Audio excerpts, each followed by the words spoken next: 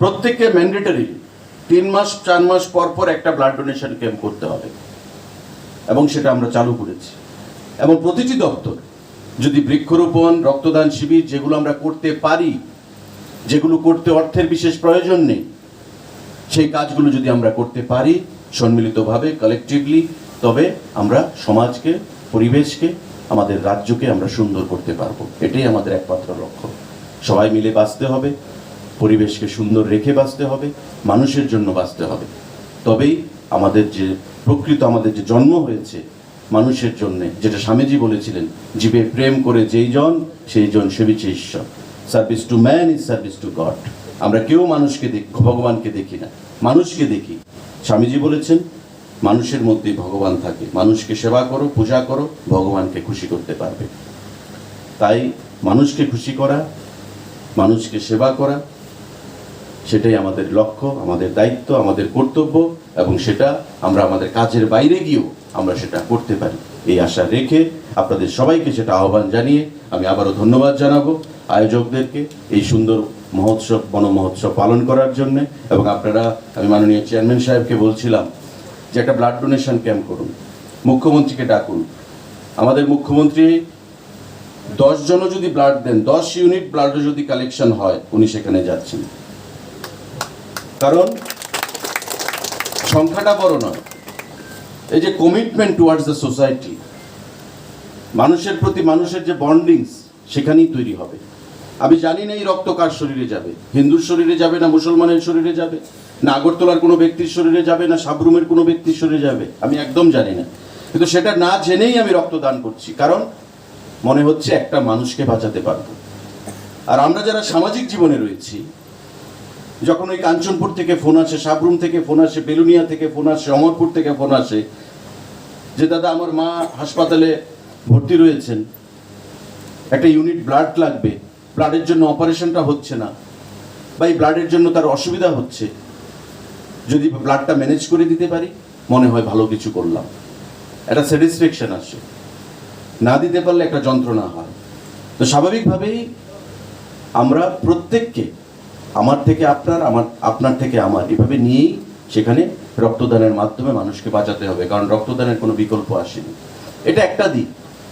আরেকটা দিক যেটা আমি বললাম যে বৃক্ষরোপণ, অ্যাপারেন্টলি দেখলে মনে হবে যে একটা বৃক্ষরোপণ করলাম, তার থেকে কি আসবে, কিন্তু আমরা প্রত্যেকে ছোটবেলা থেকে বড় হয়েছি, প্রত্যেকে জানি যে আমরা অক্সিজেন পাই, কার্বন ডাইঅক্সাইড আমরা ত্যাগ করি। অক্সিজেনটা দিচ্ছে কে? করোনাকালে যখন মানুষের মৃত্যু ঘটেছিল, কেন মৃত্যু ঘটেছিল আমার ডেপুটি মেয়র বলার চেষ্টা করেছে। করোনাকালে অক্সিজেনের অভাব দেখা দিয়েছিল, লাং ইনফেক্টেড হয়ে গেছিল। লাং যখন ইনফেক্টেড হয়ে যায়, ইনফেকশন ছড়িয়ে যায়, ইনফেকশনের প্রতিটি অর্গানে, ব্লাডের মাধ্যমে প্রতিটি অর্গানে সেই ইনফেকশনটা ছড়িয়ে যায়। টিসি কাউন্ট যাকে বলে, টিসি, এটা যখন বেড়ে যায় তখন অ্যান্টিবায়োটিক দেয়, কিন্তু যখন এটা বেশি বেড়ে যায়, স্যাচুরেশন লেভেল যখন একদম কমে যায়, অক্সিজেন লেভেল যেটা 95-96 থাকার কথা একটা সাধারণ মানুষের মধ্যে, সেটা যখন 60-তে, 40-তে চলে যায়, 50-তে চলে যায়, 70-তে চলে যায়, তখন লাংয়ের যে ক্যাপাসিটি, শ্বাস নেওয়ার, ব্রেথ টেকিং যে ক্যাপাসিটি, সেটা কমে যায়, অটোমেটিক্যালি স্ট্রোক হয়ে যায়। এবং করোনাকালে যাদের মৃত্যু ঘটেছে, এভাবেই মৃত্যু ঘটেছে। কেউ হার্ট ফেল করেছে, কেউ লড়াই করেছে করোনার সঙ্গে, আর লাং পারছে না শ্বাস নিতে, ইনফেকশন হয়ে গেছে, কোলাপস করেছে হার্ট। তো স্বাভাবিকভাবেই অক্সিজেন সিলিন্ডারের প্রয়োজনীয়তা হয়েছে। প্রতি বাড়ি বাড়িতে সেখানে অক্সিজেন কনসেন্ট্রেটর দেওয়া হয়েছে। আমাদের সরকারের তরফ থেকে যা কখনো ছিল না, প্রাক্তন মুখ্যমন্ত্রীর উদ্যোগে সেখানে খুমলুঙে এবং আগরতলা জিবি হাসপাতালে নতুন করে অক্সিজেন প্লান্ট সেখানে বসানো হয়েছে, নতুন করে কোটি কোটি টাকা খরচ করে, কারণ মানুষকে বাঁচাতে হবে। এবং আমরা সুফলও পেয়েছি। পরবর্তী সময়ে যে মর্টালিটি, মৃত্যুর যে সংখ্যা, সেটা বৃদ্ধি পেয়েছে, কমে গেছে। যেটা বৃদ্ধি পেয়েছিল সেটা কমে গেছে, কারণ অক্সিজেন আমরা পর্যাপ্ত পরিমাণে আর্টিফিশিয়াল ওয়েতে আমরা প্রদান করতে পেরেছি। আর যারা দেখবেন, এটা আমাদের কমন অবজারভেশন, মুম্বাইতে, দিল্লিতে, কলকাতাতে আমি দেখেছি, যেমন সালমান খান যখন করোনা ঘোষণা হয়েছে, লকডাউন ঘোষণা হয়েছে, মুম্বাই থেকে সে তার ফার্ম হাউসে চলে গেছে। তার যে ফার্ম হাউসে সেখানে চলে গেছে, ন্যাচারাল পরিবেশ, গাছ, সবুজ চতুর্দিকে, ফার্ম হাউসে সে ফার্মিং করছে, ফুটবল খেলছে, কাদার মধ্যে সে লাফালাফি করছে, ব্যাডমিন্টন খেলছে, সবজি চাষ করছে।